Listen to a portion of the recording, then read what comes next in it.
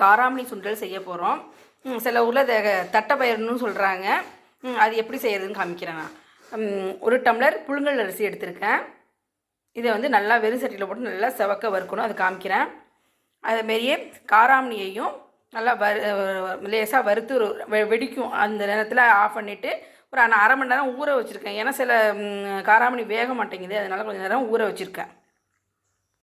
இந்த அளவுக்கு நல்லா பொரியிற மாதிரி வறுத்துக்கணும். இதையும் ஒரு அலசி கொண்டு வந்து வச்சிடலாம். கொஞ்சம் எண்ணெய் காஞ்சிருச்சு. கடுகு, உளுத்தம்பருப்பு, காஞ்ச மிளகா. நான் 5 மிளகா போடுறேன். உங்கள் காரத்துக்கு தகுந்த மாதிரி நீங்கள் போட்டுக்கோங்க. ஒரு துண்டு பெருங்காயம். இதெல்லாம் பொரிஞ்சிருச்சு. கருவேப்பிலை,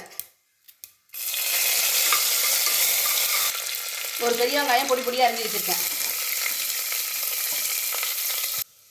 வெங்காயம் நல்லா வதங்கிருச்சு. இப்போ ஒரு டம்ளர் அரிசிக்கு 3 டம்ளர் தண்ணி. ஏன்னா புழுங்கல் அரிசி தானே, அது வறுத்துட்டோங்கிறனால அது கரெக்டாக இருக்கும் தண்ணி. ஒரு டம்ளருக்கு 3 டம்ளர் தண்ணி. இந்த சாதத்துக்கு தேவையான உப்பு. இப்போ இந்த கலஞ்சி வச்ச அரிசியும் காராமணியும் இதோட சேர்த்து போட்டுடணும். ஒரு கொதி வந்துருச்சு. இப்போ திருவி வச்ச தேங்காய்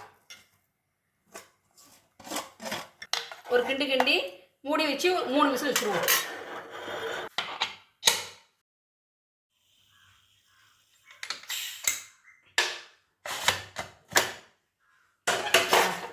சூப்பராக வெந்துருக்குது. அரிசி காராமணி சுண்டல் ரெடி. இதுக்கு எந்த தொட்டுக்கையும் தேவையில்லை, சும்மாவே சாப்பிடலாம். செம டேஸ்ட்டாக இருக்கும். நீங்களும் இதுமாரி ஒரு தடவை அரிசி காராமணி சுண்டல் செஞ்சு பாருங்கள்.